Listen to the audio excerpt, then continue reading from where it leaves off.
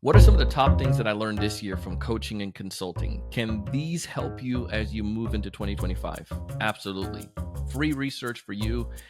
I got paid to learn this stuff. It was amazing. Check it out.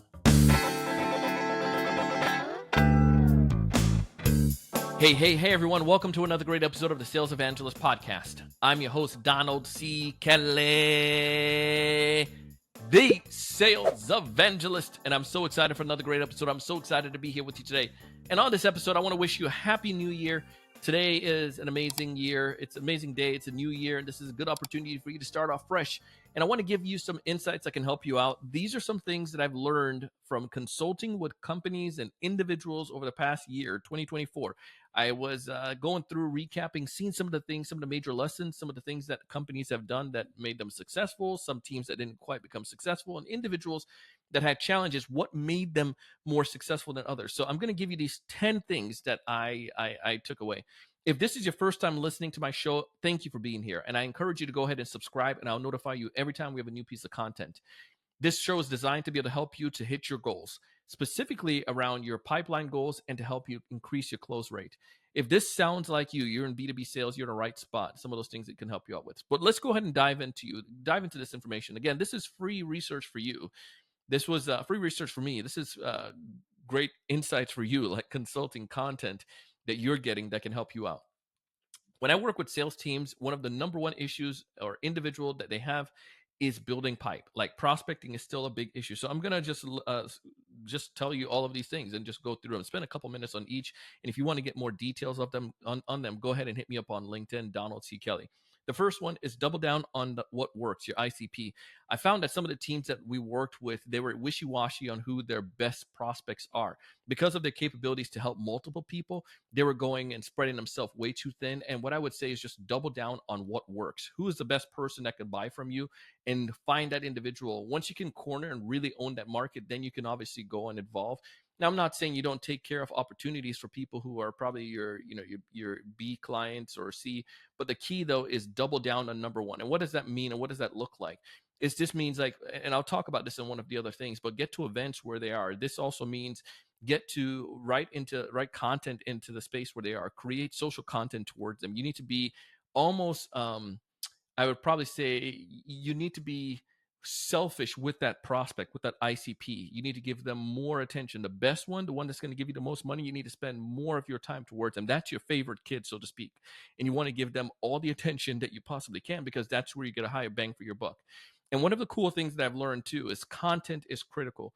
This is still a part of the same one, but content is critical. And I've shared the stat before, but HubSpot shared that 43% of executives said they discover new information from social platforms, specifically like LinkedIn.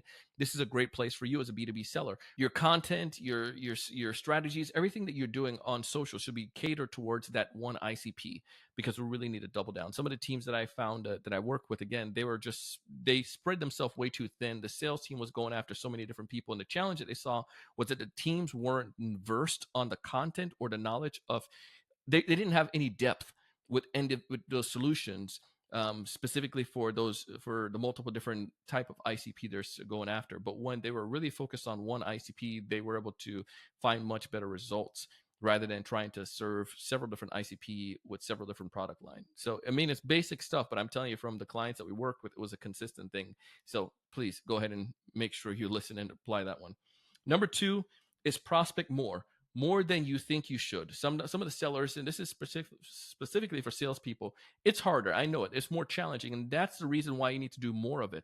Sometimes when you would do, say, like 3 years ago, you could send out a number of emails and you got more replies, but now the replies are coming less and less. The key thing that you need to do right now is that you need to do more and more prospecting. Now, I'm not saying you do more spamming. What I'm saying is that you do more focused prospecting. Spend more time. You're going to do more cold calls. Yes, those cold calls, and that's number 3. Cold calls still work, but you need to spend more time doing those activities, whether it's your emails, whether it's cold outreach, or whether it's even LinkedIn. You need to spend more time prospecting than you think you need to. Overdo it, so to speak. Number 3, as I said already, that is, I'm telling you, man, this one, cold call still works. People are still dogging it, saying it's not as effective, whatnot, because people are so inundated with emails, and I think this is a residual from pandemic era. They're more apt to actually communicating with human beings, and that humanistic approach, I've seen more and more people take advantage of that, telling them that it's a cold call, or giving them letting them know upfront, where you're not trying to do any cloak and dagger. Just be as honest as possible. I've seen that to be helpful, but cold calling is working. I'll give you an example. One of the teams that this was a class actually, for my alma mater, showing the students that cold calling work, and we reached out to this individual in a in a nonprofit for one of our students who was trying to find a job, and they couldn't believe that we were going to cold call. But we did a live cold call, called into them. The person actually had pick up their phone at a chiropractor visit. A chiropractor visit, not even at work, but he picked up his phone, a personal phone, answered it, and actually gave me his email address and was interested in getting more information about the student. The point is, it worked, and it consistently worked time and time again. I've done this for my business, and I've seen it work where I've gotten advancements. I remember one of our deals came through a cold call. The person wasn't interested, but we to try to close it down, my approach, but I kept going, being persistent at it, and sharing what I felt could benefit this individual. They came back and said, it can't help me right now, but I feel that it can help this other person, and that person was able to put us in with an individual that turned into an opportunity. The point I'm trying to get back at: cold calling works. It works. It works. Don't abandon it. Number 4, everybody should be on social. And this, I alluded to this back in point number 2 about do more prospecting. Everyone should be on social. Now, you don't necessarily need to be the person out there doing the, creating all these videos and doing crazy dances to grab attention. But what you should be doing is sharing educational content. And the other thing that I find beneficial as well is engaging with people. And what does it mean, engaging? The engaging concept mean that you're communicating and talking with individual. And one of my episodes coming up, I'm going to talk about some of my predictions for 2024, and I give some further insights on this. So look out for that. That's going to go out, I think, on January 10th. So next week. But this one concept, though, I've learned from one of my guests, was commenting. And I found this to be something that we experience. But when you comment and you engage with people, obviously the algorithm loves this, but it also gives you an opportunity to be seen as that expert, because then more and more people are going to communicate back with you. So let me give you an example what this might look like. Find people, your ICP, the industry, the pages that they're on, go onto those pages and answer the questions and engage, obviously on the popular ones, because then more and more people will see it. Now, I'm not saying do it on, if there's 1,000 people, may not be the best page to comment on, but like say, 40, 50 people engaging or commenting, that's a great place for you to comment, answer questions in those questions. And let me explain that part. Questions in those questions. So you might see a question post or a comment, people are or a statement, and people are engaging on that. People are usually asking comments in the comment section. Be the one that answer those questions, as like on this, almost like community forum, almost like a Reddit concept. But those places get you to have more engagement, and people actually connect back with you. And that conversation from the texting or from the commenting actually lingers into a DM, and that leads to opportunities. I learned this, and I'm telling you, it's amazing. You're welcome. So try that. Number 5, too many tools. Listen to your team. One of the companies I work with, they had a lot of tools, and what we see with most of the tools now, they're overlapping. So for instance, there was a CRM that had function that a one of those lead sourcing tools like Zoom for Apollo was. So they had like same equivalent usage. They both had the sequence capabilities, and they're using all of this stuff. They both had phone services capabilities, but it was just kind of clunky. And when we were working with this team, I was trying to help them to utilize some of these other solutions. But as we started listening to the team, we realized that it was messing up their flow. So we decided to go skinny, and they were able to streamline. And this actually improved their productivity and their morale and performance. So less tools is better. Hey, go ahead. You don't have to spend 10 grand to figure that one out. I just gave you the answer. And again, it's something that sounds basic, but look at the tools that you currently have. Some of them have overlapping capabilities. It's not going to be the end of the world. Work with your teams. If you're the leader, if you're an individual, go ahead and express your feelings. We just don't need all those tools, and it can save the company money. Number 6, I believe we're on right now. AI cannot write email as good as you. We've seen this from many different situations, and I'm a fan of AI, and there's tools out there, and I'll tell you about some of that in 7.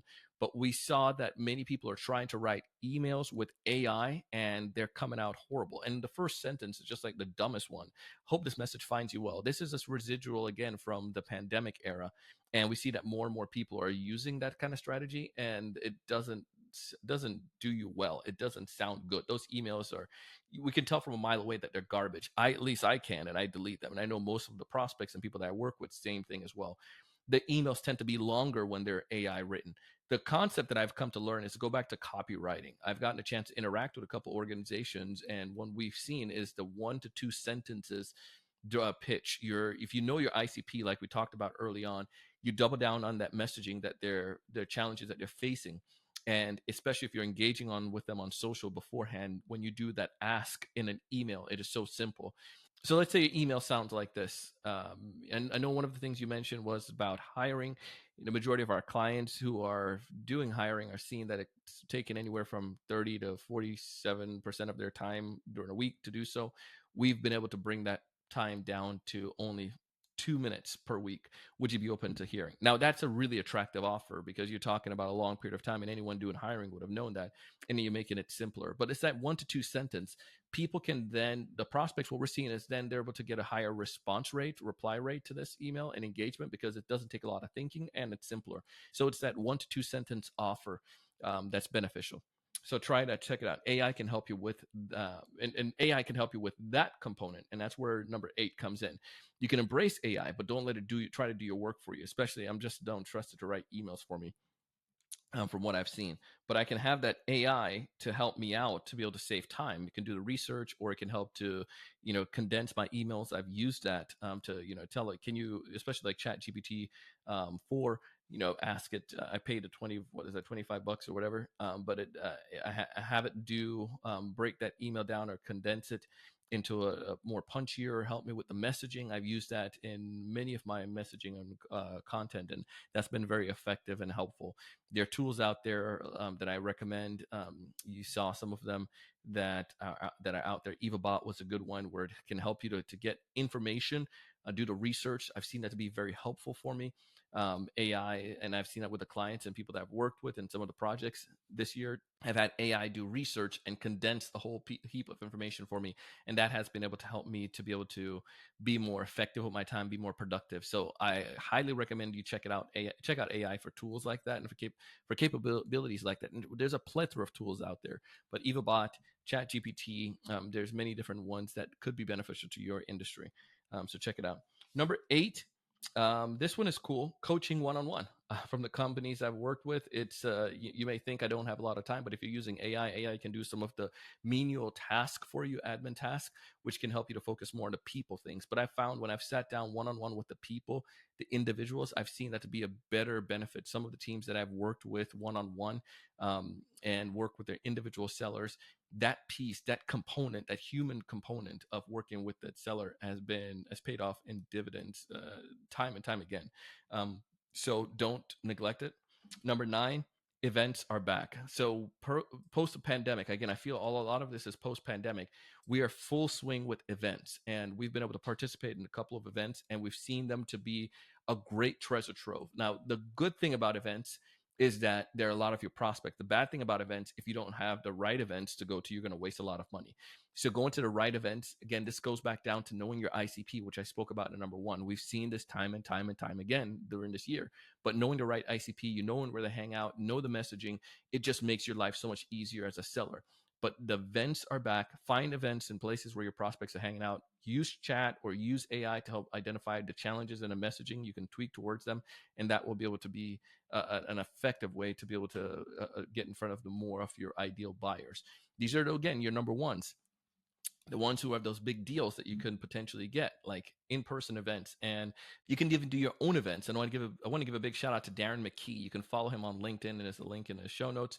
But Darren's a big LinkedIn guy, meaning he uses LinkedIn a lot and teaches LinkedIn. But one of the things that he does is that he creates his own events. So if he's going to be in Chicago, he reach out to people and try to get a spot at a hotel and whatnot, and create his own event and invite them for dinner. but he's have an opportunity to talk to those executives and to be able to demonstrate or talk about a solution. And that has been an effective thing because again, people just love this in-person concept. So take advantage of that. And then number 9, number 10. Number 10 is automate, automate, automate, automate. If there are things that you can automate that are menial administrative tasks, do it. For instance, I have one of my clients, he's utilized a tool called Nook. You probably heard about them. And coupled with different AI capabilities, it's taking a lot of the work off of his team, some of those admin tasks that they don't need to do, and it just automates it so they can spend more time selling, more time prospecting, more time calling and engaging personally with prospects, going to events and so forth. And I'm telling you, it's money. So those 10 things, I will tell you, that's what I learned this year. Consulting with clients, they paid me. It was great education for me, and now you get the free knowledge on that. Let me know which one of these stand out most to you. You can go ahead and drop a message to me on LinkedIn, Donald C. Kelly. Look out for my predictions for 2025. Can't wait to see your success and hear about all that you're doing as you start off this new year. As always, I want you to thrive. I want you to succeed. I want you to raise your level of thinking. But most importantly, I want you to go out and do big things. See you on the next one.